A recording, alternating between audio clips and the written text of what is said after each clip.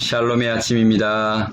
행복한 주일 아침 함께 또 예배 자리에 나오게 된 것을 감사하고 환영합니다. 좌우에 가족이 계시다면 우리 주님의 말씀으로 한번 인사했으면 좋겠습니다. 하나님은 사랑이십니다. 하나님은 당신을 사랑하십니다. 이렇게 우리 자녀들에게 또 가족들에게 인사해 주시면 좋겠습니다. 오늘 하나님께서 사랑으로 여러분들의 가정을 만지시고 또 그곳에 임재하시기를 간절히 바랍니다. 오늘 예배 전에 보실 영상은 아주 짧은데요. 우리 교단의 목회자를 양성하는 고려신학대학원입니다. 처음 시작할 때 고려신학교라는 이름으로 시작해서 고신대학이 되었고, 고신대학에서 4년간 신학과를 졸업하면 MDB 과정으로 이제 고려신학대학원에서 3년간 과정을 갖게 됩니다. 우리 학교의 모토는 호람데오 하나님 앞에서라는 그런 모토를 가지고 많은 교단 중에 한국 교회 가운데서 우리 교단은 정통적인 그 보수신앙을 가진 교단으로서 특별히 고려신학대학원은 많은 교단에서 인정받는 그런 학교인 것을 여러분들이 기억해 주시고 또 기도해 주시기를 바랍니다. How great is our God. Sing with me, how great is our God. All will see how great.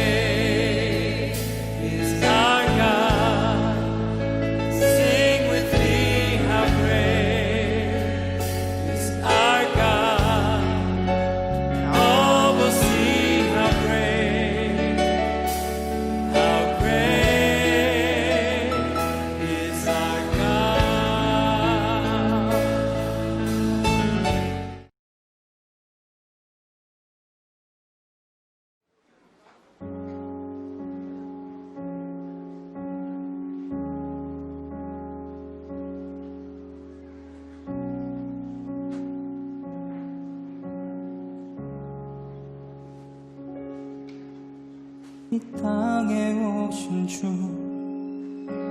하나님의 본체 십자가에 달리사 우리 죄 사셨네. 하나님이 그를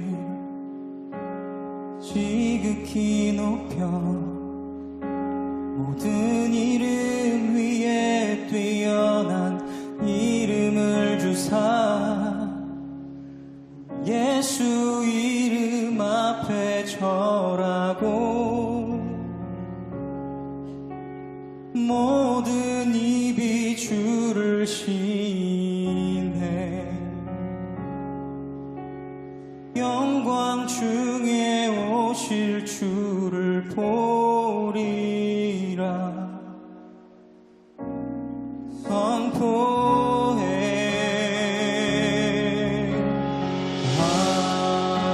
함께 만세 존귀와 위엄을 찬양해. 왕의 왕께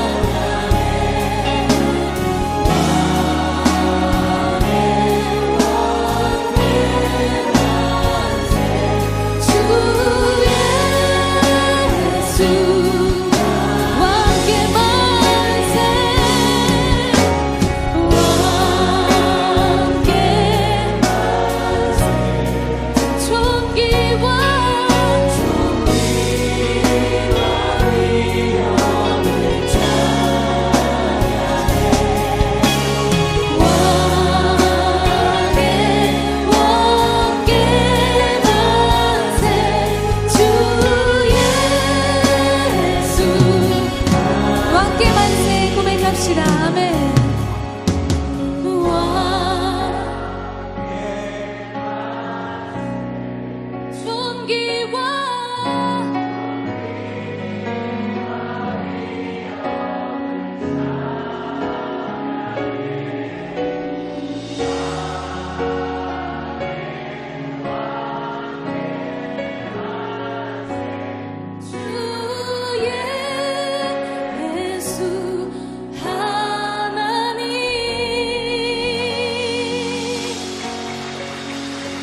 주님께 모든 영광의 박수 올려드립니다. 아멘.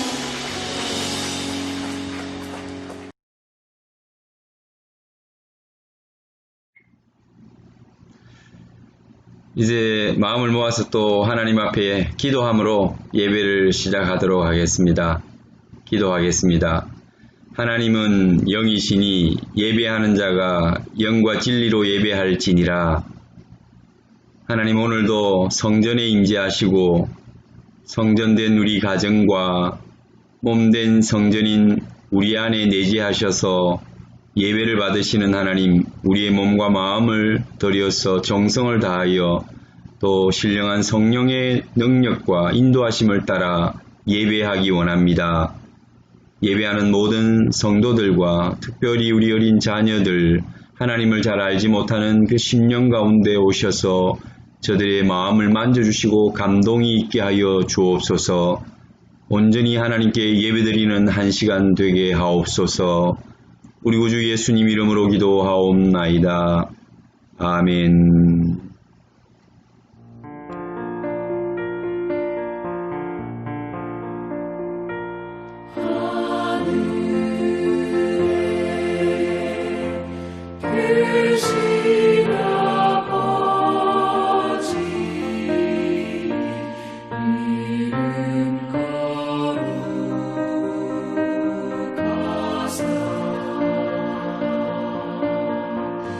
주님 나라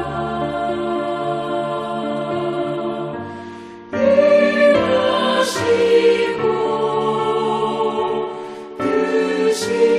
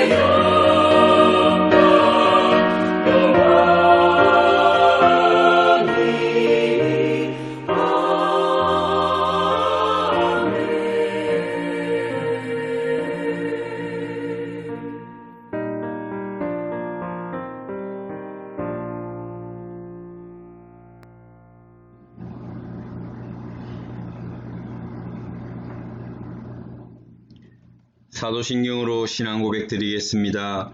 나는 전능하신 아버지 하나님 천지의 창조주를 믿습니다. 나는 그의 유일하신 아들 우리 주 예수 그리스도를 믿습니다. 그는 성령으로 잉태되어 동정녀 마리아에게서 나시고 본디오 빌라도에게 고난을 받아 십자가에 못 박혀 죽으시고 장사된 지 사흘 만에 죽은 자 가운데서 다시 살아나셨으며 하늘에 오르시어 전능하신 아버지 하나님 우편에 앉아 계시다가 거기로부터 살아있는 자와 죽은 자를 심판하러 오십니다. 나는 성령을 믿으며 거룩한 공교회와 성도의 교제와 죄를 용서받는 것과 몸의 부활과 영생을 믿습니다. 아멘.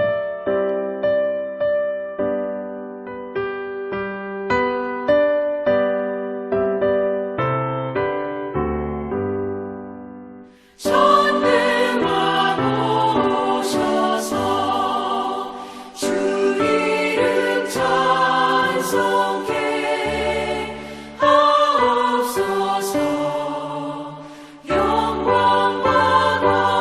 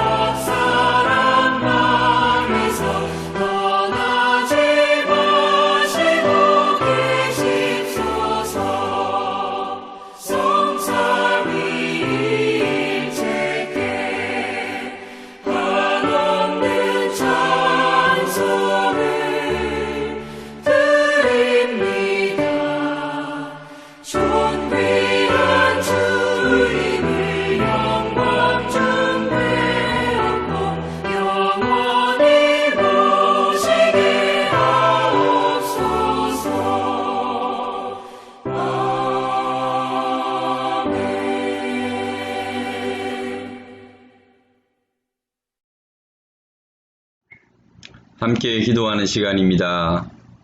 우리가 먼저 자신을 위해서 기도하고 특별히 한 주간 돌아보면서 하나님 주신 은혜를 감사할 수 있어야 되겠습니다. 힘들고 어려운 시간들이지만 감사의 제목들을 찾아보면 참 많지 않습니까?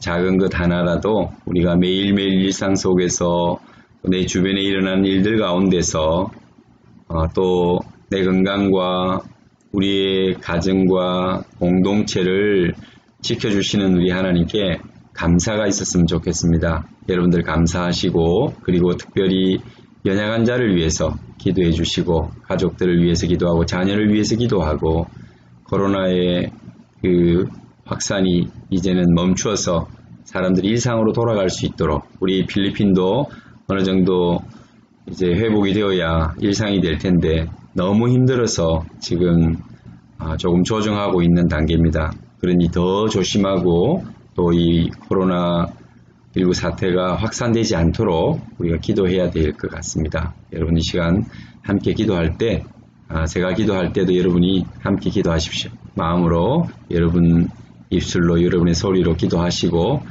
그리고 찬양할 때 같이 찬양 나누도록 하겠습니다. 기도 제목 생각하면서 함께 기도하겠습니다. 하나님 아버지 감사합니다. 오늘도 저희들이 가정이 모여 하나님의 작은 교회로서 또 주님 앞에 예배합니다. 두세 사람이 내 이름으로 모인 곳에 나도 그와 함께 하리라 하셨사오니 오늘 우리 가정들 가운데 또 이 시간 영상을 통해서 함께 예배하는 모든 성도들의 그 마음 가운데 주님이 동행하여 주시고 임재하여 주실 줄 믿습니다. 무엇보다도 지난 한 주간 힘들고 어려운 상황 속에서도 감사할 일들이 많았던 것을 고백합니다. 하나님 아버지 감사합니다. 우리 마음이 주님 안에서 기쁨을 잃지 않게 하여 주옵소서.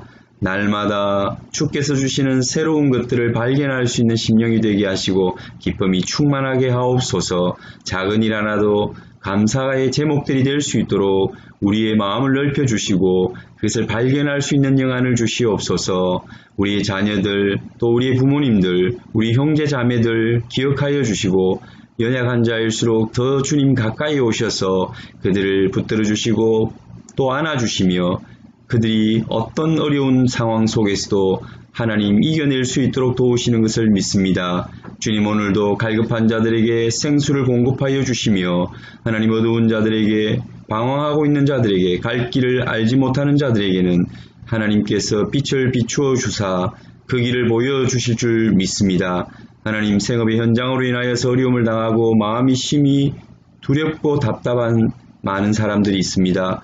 하나님 그러나 우리를 결코 굶기지 아니하시고 늘 일용할 것들을 주시며 우리의 쓸 것을 공급하시는 하나님이신 줄 믿습니다. 내일 일은 내일이 염려하게 하고 너희는 아무것도 염려하지 말고 오직 기도와 간구로 너희 구할 것을 하나님께 아뢰라고 하신 주의 말씀처럼 우리의 기도에 무릎이 강하여지게 하시고 주님을 향하여서 우리의 가난한 손 하나님 앞에 눈물 젖은 그 눈물을 주님 앞에 올려드릴 수 있는 성도의 삶이 되게 하여 주옵소서. 오늘도 겸손하고 긍휼한 마음을 가진 자들이 가난한 심령들이 하나님께 복을 받을 줄 믿습니다. 하나님께 응답받을 줄 믿습니다. 이 땅 위에 코로나로 인하여 어려움을 당하는 수많은 사람들과 그 일로 인하여 마음이 겸손하여지고 가난해진 심령들 하나님 위로하여 주시고 세워주시고 축복하여 주옵소서. 오늘도 예배 가운데 임재하여 주옵소서. 하나님만이 나의 반석이시며 나의 방패시며 나의 도우시는 힘이시라는 것을 믿습니다. 주님 함께하여 주옵소서. 이 모든 말씀을 우리 구주 예수님 이름으로 기도하옵나이다. 아멘.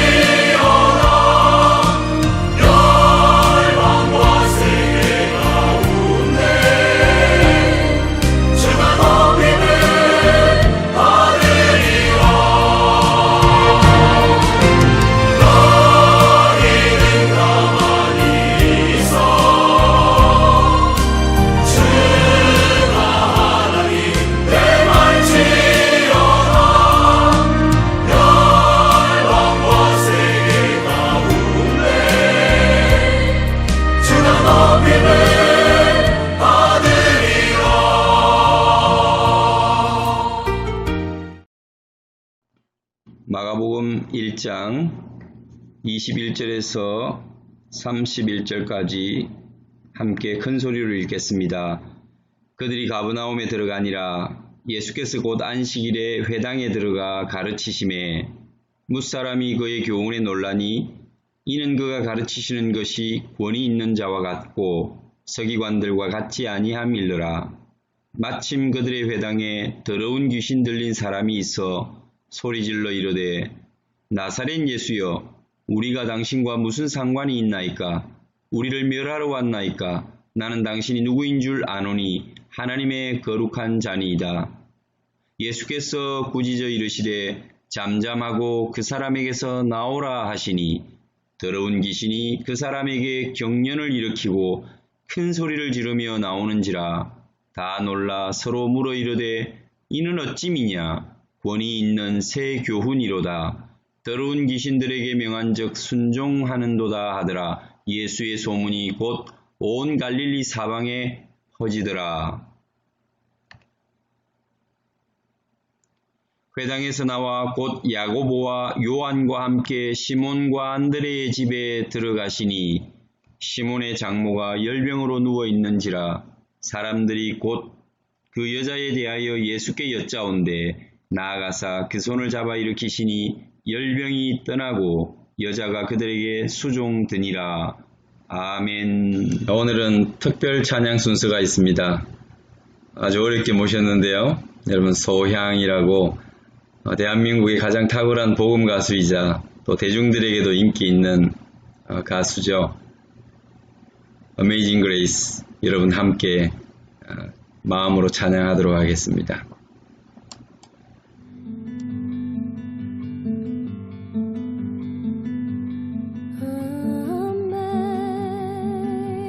Amazing grace, how sweet the sound that saved a wretch like me.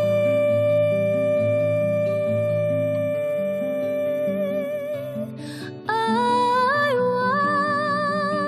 once was lost, but now I'm found.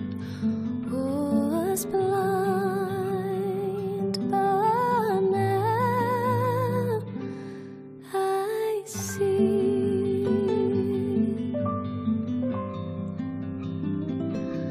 나 같은 죄인 살리신 주 내 놀라운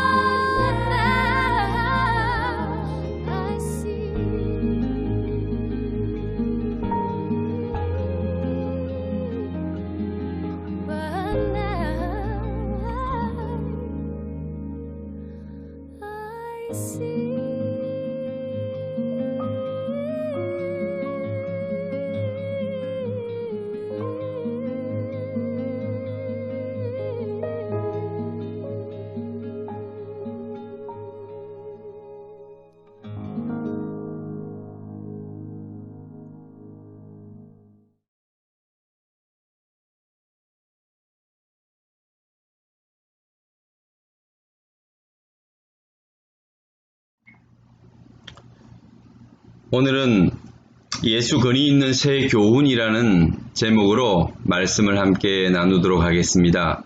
여러분, 마가복음이 어떤 복음인지, 또 마가가 누구를 대상으로 어떤 것에 또 강조점을 두고 기록한 말씀인지 기억하십니까? 그 말씀을 여러분들이 잊지 않아야 그 부분을 붙들고 마가복음을 읽어나가고 또 말씀을 들어야 이 말씀이 중심 요지를 벗어나지 않습니다. 그리고 다른 본문들이 잘 이해가 될 겁니다. 마가는 사실 로마인들을 향해서 이방인 중에도 그 당시에 가장 강대한 나라를 이루고 지배계층에 있었던 그 로마인들을 향해서 이 메시지를 쓰고 있다는 것을 여러분 잊지 마셔야 합니다. 그래서 그들에게 줄 때의 메시지가 좀 독특하게 다른 복음서에 비해서 예수님의 모습을, 그 자화상을 좀 독특하게 다른 면에서 그리고 있다는 것도 우리는 기억해야 합니다. 각 복음서는 예수님의 모습을 그린 자화상과 같은, 그림으로 표현하면 자화상이라고 할 수 있습니다. 예수님의 모습을 보여주는 거죠. 마가복음은 가장 먼저 예수님의 모습을 보여준 책이죠. 가장 먼저 기록된 복음서였기 때문입니다. 그러면 마가는 어떤 예수님의 모습을 드러내기를 원했을까요? 사람들에게 보여주기를 원했을까요? 로마인들에게, 이방인 중에 특별히 로마인들에게 복음을 제시하기 위해서, 예수 그리스도를 소개하기 위해서 그는 로마인들의 그 당당함과 그 당시에 온 세계를 지배하고 있던 그 지배민족이라는 그 특권 의식을 가진, 권위가 있는 권세를 가진 그러한 사람들이었기 때문에 어쩌면은 마가는 그들에 맞는 예수 그리스도의 모습을 보여주기를 원했다고 할 수 있습니다.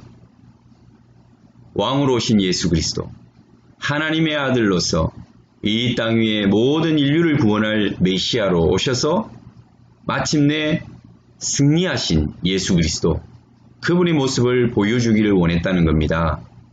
그래서 우리가 마가복음 1장 1절을 시작하면서 마가가 선포한 그 마가의 복음을 활짝 열어제친 그 일성, 주제가 무엇이었습니까? 하나님의 아들 예수 그리스도의 복음의 시작이라.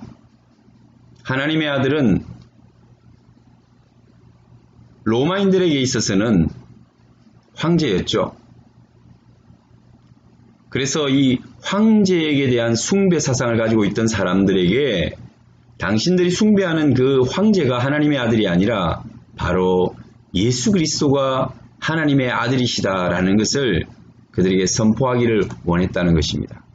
이것은 아마 그것을 처음 듣는 로마인들에게, 또 대부분 초신자들이었겠죠. 오늘 데오빌로도 그런 초신자의 한 사람으로서 누가가 복음을 기록한 것을 볼 수가 있는데요. 그런 것처럼 이제 이 복음서들은 하나님의 말씀을 처음 대하거나 예수 그리스도를 소문으로만 들었던 아주 초보적인 사람들에게 선포되는, 가르쳐지는 말씀이었기 때문에 굉장히 좀 장엄하게 또 충격적으로 들려왔을 수도 있습니다.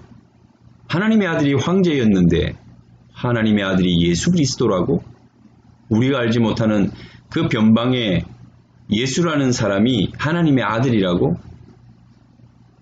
그런 생각들을 할 수 있는 아주 강렬하고 도전적인, 그럼에도 불구하고 그들이 이 말씀을 들었을 때 그 영혼이 전율하고 떨림이 있는 그런 메시지였다는 것입니다. 하나님의 아들 예수 그리스도, 그리고 그것이 복음이라는 것입니다. 기쁜 소식. 유앙겔리온은 기쁜 소식인데 어떤 기쁜 소식이었습니까? 승리의 기쁜 소식이었죠. 승리했다는, 전쟁에서 이겨서 모든 것을 지키고 또 보호되고 또 생명을 얻는 그러한 기다리고 기다리던 유앙겔리온, 그것이었습니다. 그게 바로 우리 주 예수 그리스도다. 그렇게 선언하고 있는 것입니다. 그래서 그의 이 마가복음의 복음서는 거침없이 예수 그리스도는 승리의 왕이시고 예수 그리스도는 바로 승리의 복음이다. 이것을 선포하고 또 전하기 위해서 주변에 있는 사소한 것들을 다 제해버리고 그리고 그것에 대해서는 침묵해버리고 핵심을 향해서 나아가는 마가의 특징적인 말씀, 메시지를 우리는 볼 수가 있는 겁니다. 오늘 이 시간 우리가 이 마가를 열고 그 마가의 음성을 듣기를 원합니다. 마가를 통해서 우리에게 주신 하나님의 메시지를 여러분들이 듣게 되기를 원합니다. 그는 굉장히 강렬하고 마음속에 뜨거움이 있는, 그리고 기쁨이 가득한 이 복음을 저와 여러분에게 선포하고 있는 것입니다. 여러분의 가슴 속에 이 말씀을 들을 때에 왕이신 예수 그리스도, 하나님의 아들이신 예수 그리스도, 승리하신 예수 그리스도, 그분의 모습이 그려지고 그분이 하신 일들이 내 가슴 속에 물밀듯이 밀려오는 정말 벅찬 감격과 감동이 있는 그러한 메시지를 받는 저와 여러분들 되시기를 축원합니다. 오늘 본문으로 들어가 보겠습니다. 그들이 가버나움에 들어가니라. 예수께서 곧 안식일에 회당에 들어가 가르치심에. 오늘 예수님께서는 처음으로 이제 복음 사역을 시작하시는 것입니다. 승리의 복음이 이제 그 문을 활짝 열어제친 것입니다. 첫 번째 가셨던 그 지역이 어디입니까? 오늘 가버나움이라고 이야기를 합니다. 나움이라고 하는 것은 위로라는 의미입니다. 그래서 위로의 마을이라고 하는 곳에 예수님이 제일 먼저 가셔서 이제 복음 사역을 시작한다는 것은 굉장히 의미가 있습니다. 왜냐하면은 하나님께서는 자기 백성, 자기 자녀들을 참으로 위로하기를 원했습니다. 그 마음을 만져주기를 원했고, 죄로 물들어 죄로 상처 입어 죄로 말미암아 죽었던 그들이 다시 회복되어 살아나기를 원하는 아버지의 마음이기 때문에, 여러분 상처난 자식들이 있다면 마음이든 육체든 또 그들의 생명이 이제 바람 앞에 촛불처럼 아주 위급하거나 아니면 이미 죽어 슬픔을 간직하고 주변 많은 사람들에게 슬픔을 주고 있는 그런 상황이라면 무슨 단어가 필요하겠습니까? 어떤 말이 필요하겠습니까? 바로 위로라고 하는 단어죠. 그들을 위로하고 그 마음을 위로하는 것, 그 외에 무엇이 더 필요하겠습니까? 오늘 하나님께서 저와 여러분들에게 이 땅에 살아가는 인생들에게 주시고자 하는 메시지는 위로였습니다. 그래서 이사야의 입을 통해서 하나님의 말씀을 대언하기를 위로하라 위로하라, 내 백성을 위로하라고 말합니다. 지치고 힘들어하는 죄로 말미암아, 자기들의 죄로 말미암아 힘든 길을 자초하고 고난의 길을 자초하고 생명을 잃고 가족을 잃고 땅을 잃고 재산과 소망과 비전을 잃어버린 그 백성들을 향해서 우리 하나님께서는 위로하라고 선지자를 보내고 하나님의 말씀 붙든 자들을 파송해서 자기 백성들에게 말씀으로 위로하기를 원하셨다는 것입니다. 그 하나님이 오늘 우리 주 예수 그리스도 자신의 아들을 이 땅에 보내셔서 무엇을 하고 싶으셨겠습니까? 여전히 방황하고 있는 400년 동안 하나님의 말씀이 끊겨서 말씀에 줄이고 갈급해하는 그들에게 세례요한 그가 선포한 메시지, 그리고 예수님이 다시 오셔서 그 모든 백성들에게 주시고자 하는 메시지는 위로의 메시지였다는 거죠. 그분 자신이 위로였습니다. 기다리고 기다리던 메시아, 그토록 애타게 기다렸던 하나님의 아들 우리를 죄로부터 구원하고 우리를 영원한 곳으로 인도하실 그 메시아가 오셨다는 그 사실만으로 얼마나 큰 위로가 되겠습니까? 그래서 오늘 예수님이 이스라엘 백성을 향해서 첫 발을 내디고 그리고 가신 곳이 가버나움이라는 것은 여러분 전혀 뜻밖이거나 우연이거나 또 아무 생각 없이 가신 것이 아닙니다. 예수님은 바로 하나님 아버지의 마음을 가지고 이스라엘 백성 하나님의 자녀들을 위로하기 위하여 가버나움이라고 하는 동네에 가셨다는 것입니다. 여러분 오늘도 위로가 필요한 분들이 있을 것입니다. 하나님이 아십니다. 우리 주님이 여러분의 마음을 아십니다. 여러분의 상황을 아십니다. 여러분들의 그 숨소리를 어떤 때는 힘이 없고 지쳐 있고 또 어떤 때는 탄식하는 어떤 때는 눈물이 목에까지 차오르고 너무 두렵고 또 어떤 면에서 할 바를 몰라서 뭘 해야 될지 알지 못하는 그 당황스러운 우리 인생 가운데 주님은 오셔서 여러분을 위로하기를 원하십니다. 언제나 위로가 필요한 자리에 가장 먼저 달려오시는 분은 우리 하나님이시라는 것, 우리 주님이시라는 것을 잊지 마십시오. 그래서 가버나움이라고 하는 이 위로의 마을에 주님은 가셨습니다. 예수님이 이 땅에 오셔서 하신 가장 큰 일이 무엇일까요? 많은 일들을 하셨는데 그것을 우리가 정리를 해보면 대략 세 가지 정도로 분류를 할 수가 있습니다. 첫째는 사람들을 영적으로 해방시키는 일입니다. 영적으로 해방된다는 것은 우리 자신들이 사람이 원래는 하나님의 백성이었지만 하나님의 자녀였지만 그러나 그 하나님의 품을 떠나서 세상 속으로 들어와 있는 세상 속에서 세상의 가치로 그리고 유한한 한 70년, 80년 정도 우리가 살아갈 이 땅에서 영원을 살 것처럼 살아가던 그런 인생이었습니다. 그리고는 심판과 영원한 죽음이 기다리고 있는 죽었던 인생이죠. 사단이 그 세상을 지배하고 우리는 사단의 포로로 종노릇하며 살아가던 자들이었다는 것입니다. 그 영혼을 예수 그리스도께서는 해방시켜 주시는 구원하여 주시는 일을 위해서 오셨다는 것입니다. 그리고 두 번째는 무엇일까요?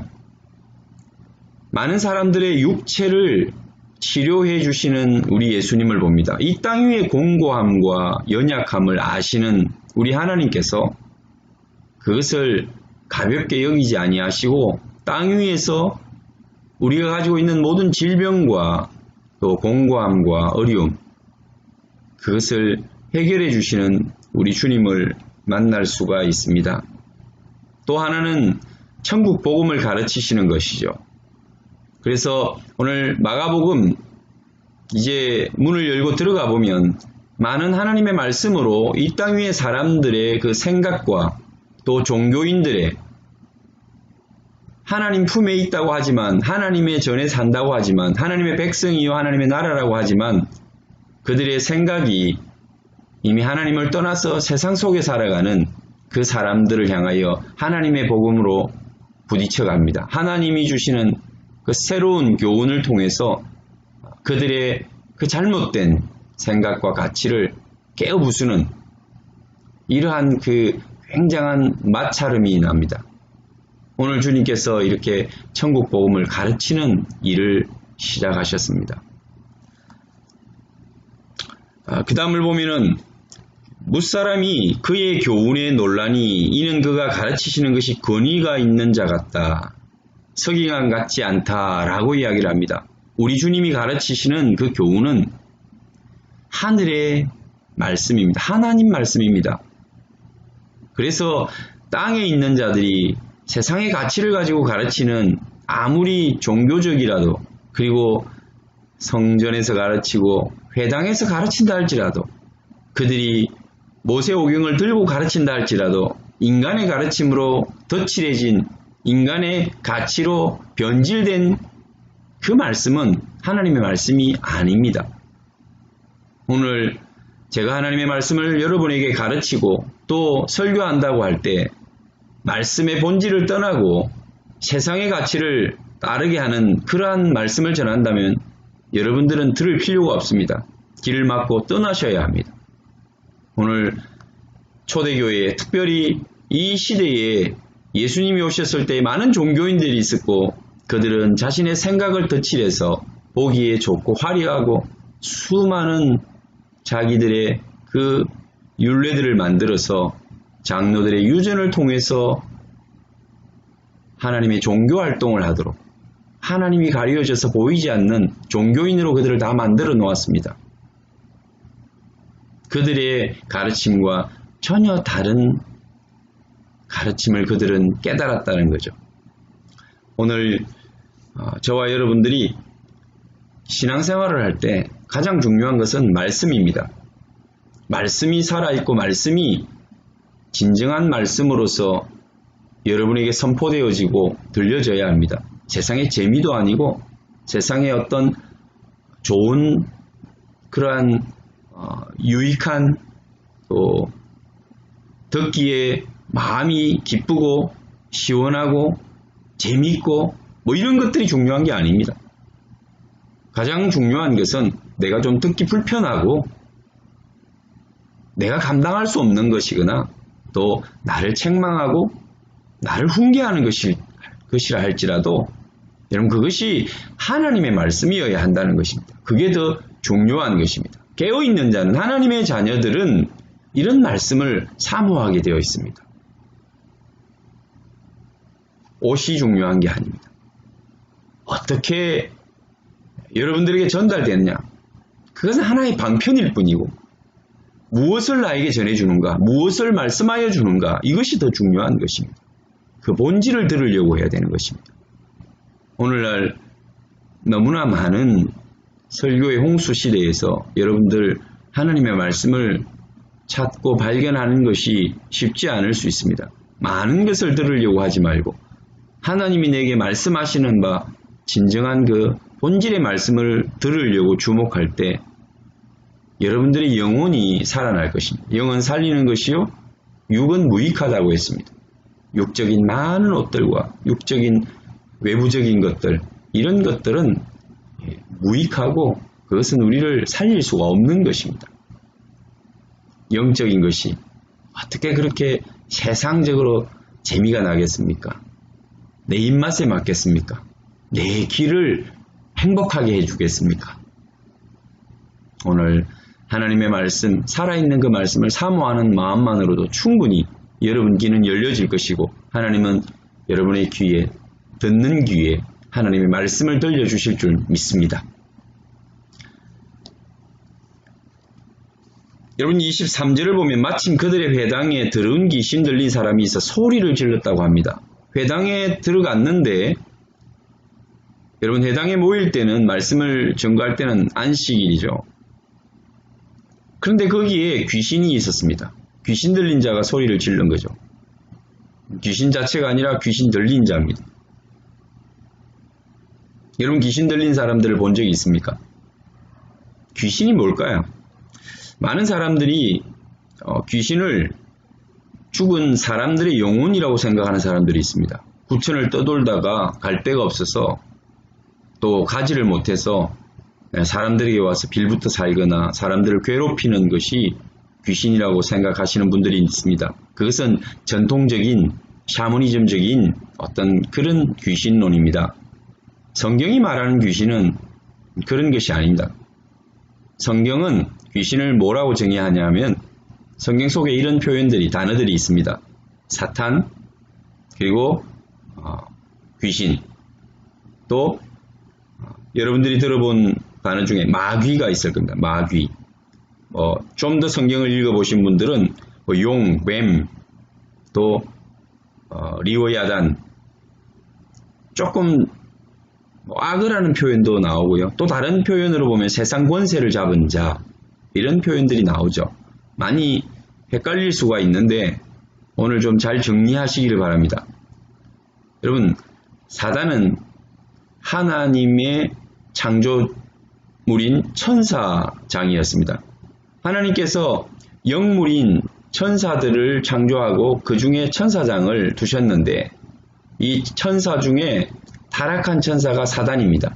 그래서 사단은 대적하는 자라는 의미를 가지고 있고 자기가 하나님처럼 되려다가 벌을 받아 세상으로 쫓겨난 천사장입니다. 그것을 우리는 사단이다 또 혹은 마귀다 이렇게 표현을 합니다. 그래서 사단과 마귀는 언제나 그런 무리 속에서 대장인 이 타락한 천사장을 이야기하는 것이고 단수로 표현이 되어서 늘 하나입니다. 그래서 마귀나 사단이나 여러분들이 읽을 때에 이것은 천사장, 타락한 이 귀신들의 괴수다 그렇게 생각하시면 되는 거예요. 귀신은 뭐냐? 바로 그를 추종하는 타락한 천사들입니다. 그들이 귀신입니다. 사람의 영혼이 아닙니다. 사람의 영혼은 죽으면 하나님 앞으로 가게 되어 있고 다시는 세상의 땅에 오지 못합니다. 그래서 귀신은 또 속이는 자, 이 귀신은 또 꿰는 자, 미혹하는 자. 그래서 언제나 자신들의 조금 알고 있는 지식을 가지고 사람들보다는 더 많이 알고 있죠, 영물들이니까. 그래서 그것을 가지고 미혹하려고 하는 자다. 마치 조상의 귀신을 영혼을 두려워하는 자들에게는 조상인 것처럼 그렇게 행동하는 거예요. 꾸미는 거예요. 가짜죠. 그래서 이 귀신들이 성경에 보면은 계시록 12장 3절 같은 데 보면은 하늘에 또 다른 이적이 보이니 보라 한 큰 붉은 용이 있어 머리가 7이요 뿔이 10이라 그 여러 머리에 7 왕관이 있는데 이 귀신의 대장인 붉은 용이라고 표현되는 사단이 머리가 10이고 뿔이 10이고 머리가 7이고 뿔이 10이고 그 여러 머리에 7 왕관을 쓰고 있더라라고 그렇게 이야기를 해요. 이 왕관이 헬라어로는 디아데마. 그래서 그것은 자기의 진짜 왕관이 아니고 진짜 왕의 왕관이 아니고 그것을 찬탈하고 뺏은 왕관으로 가짜 왕관이라는 거죠. 그런 의미로서 이 단어를 사용합니다. 디아데마. 그런데 예수님을 표현하는 백마를 탄 마지막 승리의 예수 그리스도의 모습을 상징할 때 그분이 쓰고 있는 왕관이 있습니다. 스테파노스라고 하는 그러한 단어를 사용합니다. 이것은 승리의 왕관으로 그렇게 표현이 되는 겁니다. 헬라는 다른데 우리 한글로는 왕관으로 그냥 같이 해석이 되어 있어서 좀 드러나지가 않는 부분입니다. 중요한 것은 뭐냐면은 이들은 속이는 자로 이미테이션, 가짜를 가지고 진짜인 것처럼 한다는 거예요. 이게 사단입니다. 이게 마귀입니다. 이게 귀신들입니다. 그래서 지난 며칠 전에 한국에 이번에 코로나 사태로 인해서 힘들어가지고 사람들이 뭘 했을까요? 국가적으로 돈을 들여서 구슬했다고 합니다. 여러분 조선시대나 고려시대나 이런 시대에는 비가 오지 않으면 기우제를 드리고 구슬합니다. 왕이 친히 구슬해서 비가 와야 또 신임을 얻을 수 있고 백성들로부터 인정을 받으니까요. 그러나 지금 21세기 이 시대에 구슬하는 국가가 몇이나 될까요? 참 한심한 일입니다. 그래서 어떤 영상물들을 보면 미국에서는 이제 뉴스에 국무회의를 하면서 같이 무릎 꿇고 그 국가의 지도자들이 다 하나님께 기도하는 모습을 보였습니다. 크리스찬 국가, 청교도 후손답게 그들은 많이 타락도 하고 또 어긋난 길로 갔지만 그래도 아직까지 하나님이 사랑하시는 이유가 있는 것 같습니다.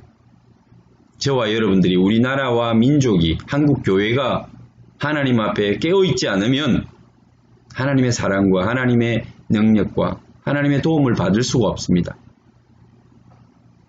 오늘 이렇게 꾀는 자로 하나님을 대적했던 마귀와 그 사단의 무리가 어떤 표현을 쓰든 다 타락한 천사요 천사장이라는 것을 여러분들 아시고, 우리는 살아계신 하나님을 믿는 자로 하나님 앞에 예배하고 하나님께 기도함으로 이 어려운 상황도 이겨내고 여러분의 꿈과 비전도 실현할 수 있도록 하나님의 도움을 간구해야 하는 것입니다. 우리 교회 안에, 우리 속에 여러분 바로 주일날 예배의 자리에 사단이 들어와서 예배를 방해하고 영적으로 우리가 예배 드릴 수 없도록 하는 그런 경우들이 나타나는 것처럼, 오늘 안식일 말씀이 선포되고 말씀이 가르쳐지는 그곳에 귀신 들린 그 사람 통해서 존재하면서 그것을 소리를 지르고 방해하는 것을 볼 수가 있는 것입니다. 그때 뭐라고 이야기를 합니까? 뭐라고 소리쳤습니까? 나사렛 예수여, 우리가 당신과 무슨 상관이 있나이까? 나사렛 예수는 잘 압니다. 그러나 그들이 어떻게 해야 될지를 알지 못하고 깨닫지 못하는 것이 사단입니다. 우리를 멸하러 왔나이까? 예, 예수님은 바로 사단을 멸하러 오셨다라고 말씀하셨어요. 그래서 오늘 이 자리에서 그가 이 귀신이 두려워하는 거예요. 요한일서 3장 8절에는 죄를 짓는 자는 마귀에게 속하나니 마귀는 처음부터 범죄함이라. 하나님의 아들이 나타나신 것은 마귀의 일을 멸하려 하심이라. 이렇게 말씀합니다. 예수님의 사역 가운데 바로 이 영혼을 해방시키는 것, 그것이 바로 마귀를 멸함으로써 영혼을 구원하는 것입니다. 대속사역이라고 우리는 표현합니다. 마귀의 머리를 깨부수고 그리고 십자가에서 죽으심으로 우리를 위하여 죄값을 지불하고 대속물로 자신을 드림으로써 대속사역을 하고 그리고 우리를 영원한 생명을 얻게 하신다는 것입니다. 그게 예수님의 가장 중요한 사역이죠. 가장 중요한 이 땅에 오신 이유이죠. 창세기 3장에 이것은 이미 예언이 되어진 대로 하나님 아버지께서 약속하신 대로 그렇게 예수님이 2000년 전에 이 땅에 오셔서 대속물로 자신을 드리고 십자가에서 죽으심으로써 싸움에 진 것이 아니라 사단의 머리를 깨부순 것입니다. 그것을 알기 때문에 사단은 끝까지 예수님이 오시는 것을 방해하고 막으려고 했죠. 그리고 오신 예수님에 대해서도 그는 잘 압니다. 나사렛 예수여, 우리를 멸하시려고 이 땅에 지금 여기 오셨습니까? 라고 묻고 있는 거예요. 당연히 예수님은 그 일을 하러 오셨죠. 당신을 누구인 줄 아노니 하나님의 거룩한 자니이다. 알기는 알되 제대로 알지 못하고 대충 아는 것입니다. 분명히 그들이 안다면 아는 것은 여러분 깨달음이 있는 것이고 그 아는 데에 순종하는 것이죠. 오늘 사단은 교모하게 교회에 들어와서 많은 사람들을 미혹하고 우리가 예배자로 서는 것, 예배자로 살아가는 것, 하나님의 자녀로 살아가고 그 자리에 서 있는 것을 방해할 것입니다. 여러분, 교회 안에서도 가라지가 있고 저와 여러분들이 깨어있지 않으면 하나님 편이 아닌 사단의 편에 서서 하나님 나라가 아닌 세상 나라에 서서 오히려 방해하고 회방하는 자로 그렇게 살아갈 수도 있다는 것을 잊지 마십시오. 그 마음을 늘 두려워하며 두려움을 가지고 살아가야만 여러분들이 구원에 이를 수가 있는 것입니다. 예수께서 꾸짖어 이르시되 잠잠하고 그 사람에게서 나오라 하시니 25절에 보면은 예수님이 이 귀신들을 향해서 어떻게 하십니까? 꾸짖어서 나오라고 하십니다. 우리 대한민국에서는 왜 구슬했습니까? 귀신에게 잘 보여서 우리를 제발 해코지 하지 말고 이 코로나 바이러스 물러가게 해달라고 그렇게 부탁하고 그 앞에 머리를 숙이고 제사를 드리는 거죠. 사정하는 것입니다.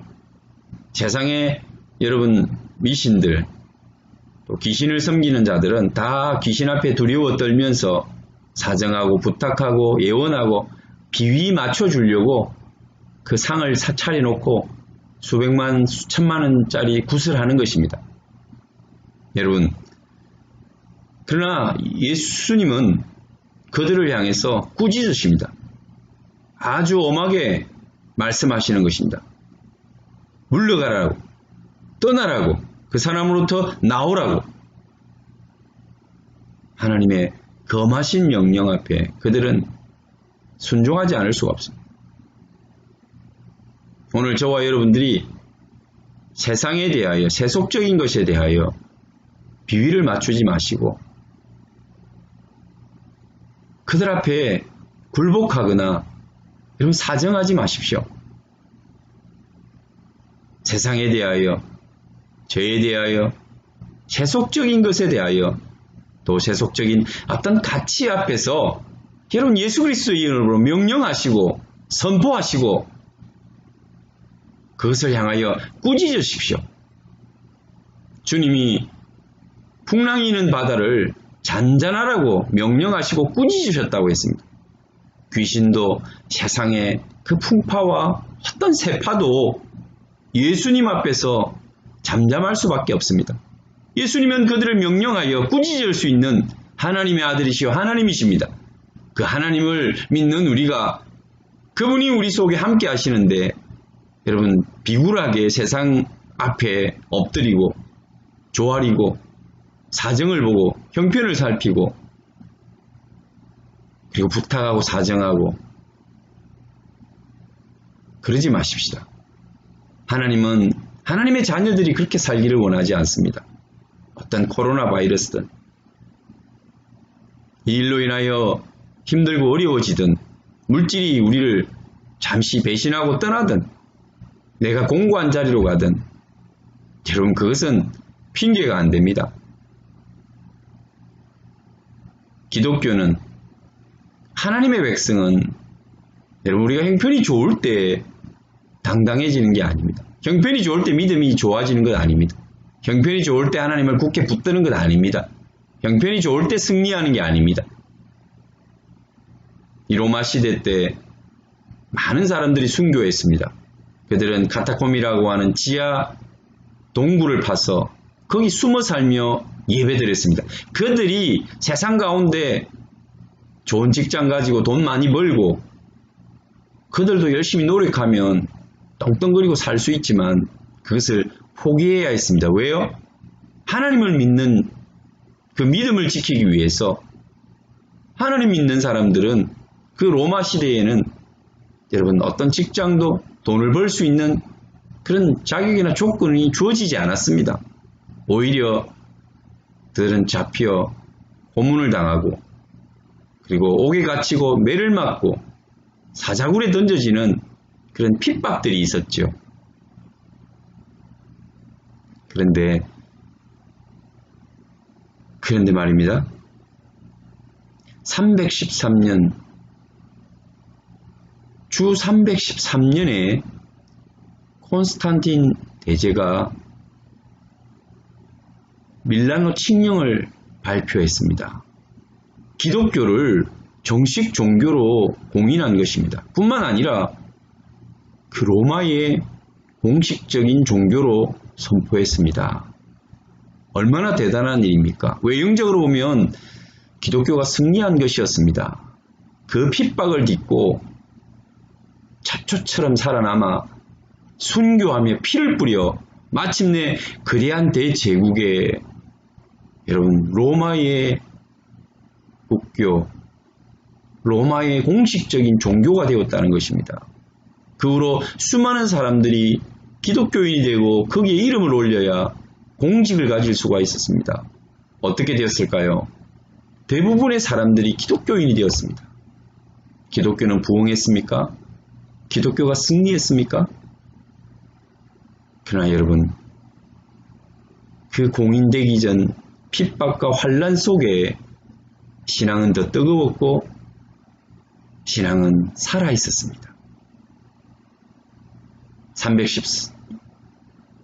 313년의 그 공인 이후에 311년 공인 이후에 많은 기독교인들이 생겨났고 로마인들이 기독교의 그 그늘 아래로 들어왔지만 오히려 기독교는 그때부터 쇠퇴하고 타락하기 시작했습니다.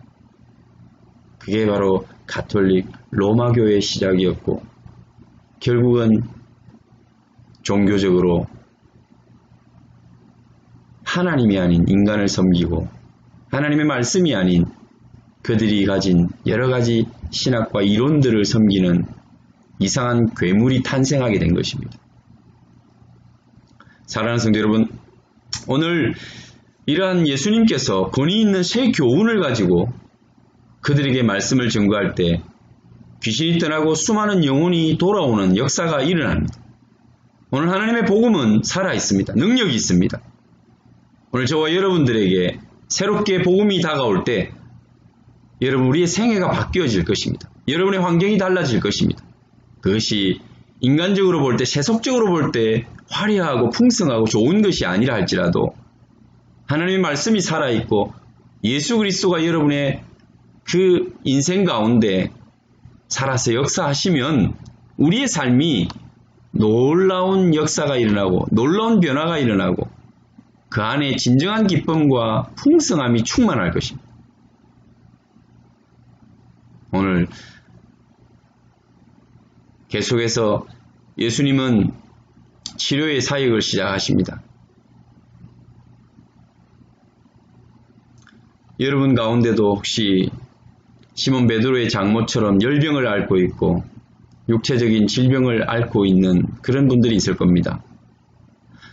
환경으로 인해서 마음이 아프고 상한 심령으로 두려운 마음으로 어둠이 찾아온 그러한 답답함이 있을 수 있습니다. 세속적인 미혹, 귀신의 어떤 그 역사, 사단의 역사, 그게 아니라도 그냥 가장 인간적이고 내 육체적인 물질의 문제나 몸의 문제나 마음의 문제나 이런 부분들에 찾아오는 질병들도 있습니다. 그리고 내 환경의 문제들도 있습니다. 내가 꼭 굳이 하나님을 떠나서 물질을 사랑하는 것은 아니나 내게 찾아온 물질의 어려움이 있을 수 있습니다. 내 일들이 잘 풀리지 않고 꽉 막혀 있는 그런 답답함을 느낄 수가 있잖아요. 그럴 때는 주님께서 어떻게 하실까요? 그 손을 잡아 일으키시니 열병이 떠나더라. 그 시몬 장모의 손을 잡아서 부드럽게 일으켜주시는 모습을 볼 수가 있습니다. 오늘 주님 오셔서 믿음의 자녀들이 어려움을 당하고 환난을 당하고 답답한 일을 만나면 여러분 꾸짖고 책망하기보다 조용히 오셔서 여러분 손을 붙들어 주시고 여러분 일으켜 주실 것입니다. 여러분 눈물을 닦아 주시고 여러분 아픈 마음을 씻어 주실 것입니다. 여러분 우리 하나님 참 좋으신 하나님, 우리 주님은 승리의 면류관을 쓰신 이 땅의 어떤 것도 다 아시고 이해하시고 우리를 회복시키실 수 있는, 더 풍성하게 하실 수 있는, 우리의 마음의 기쁨과 진정한 노래를 회복시켜 주실 수 있는 그런 하나님이십니다. 우리 주인이신 예수 그리스도를 여러분 붙들고 살아가십시다. 힘들고 어렵고 고단한 이 시대에 우리 주님을 향하여 눈을 드시고 마음을 모아주시고 세상으로부터 흩어졌던 분주한 마음들을 모아서 우리 하나님 앞에 내려놓으십시오. 하나님께서 여러분을 위로하고 여러분을 붙들어 주시고 여러분의 필요를 채워주실 것입니다. 승리하십시오. 기도하겠습니다.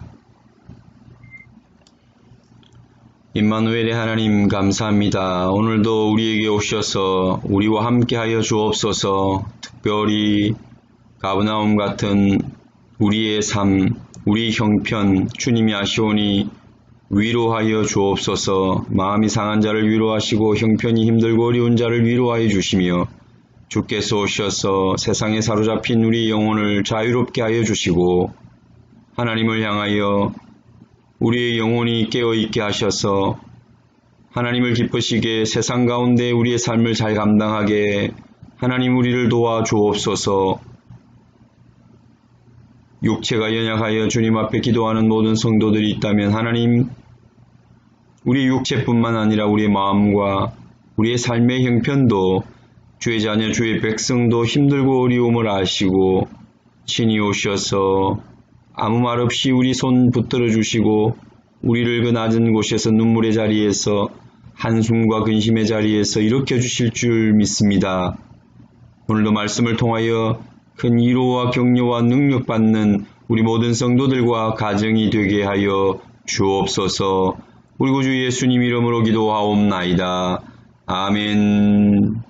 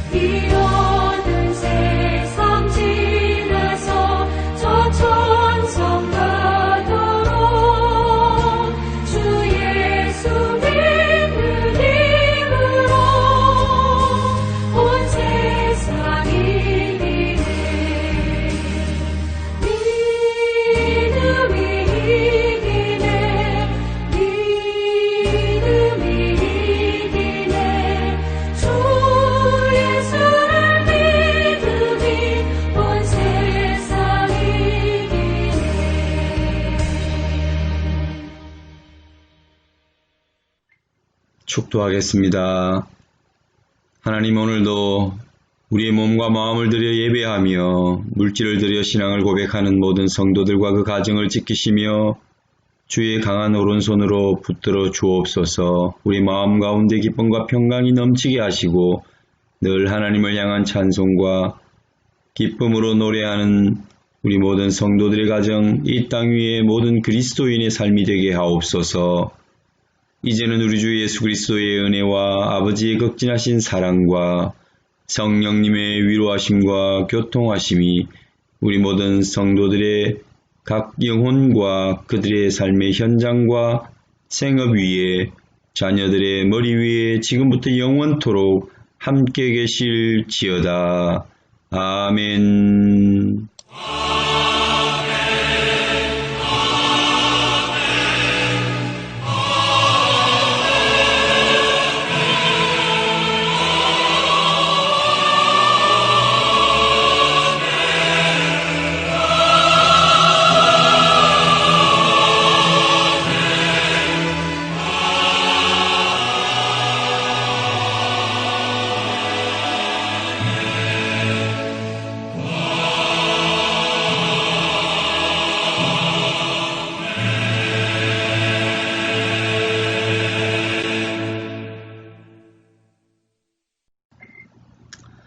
성도 여러분, 오늘도 말씀 가운데 묵상하시고 또 내일부터 시작되는 새로운 하루, 새로운 한 주간 승리하십시오. 하나님께서 여러분과 함께 하십니다. 염려하지 마시고 강하고 담대하게 기쁨을 노래하는 자는 기쁨을 소유하고 살아갈 수 있습니다.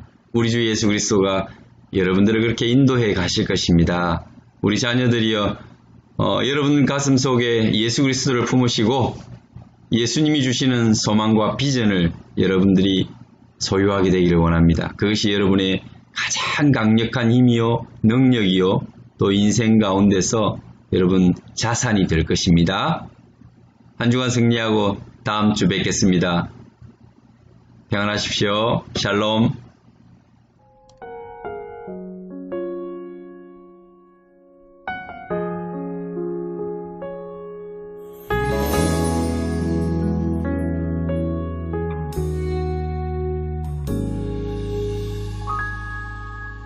말씀 앞에서 경외함으로 주께 홀로 섭니다. 생명의 말씀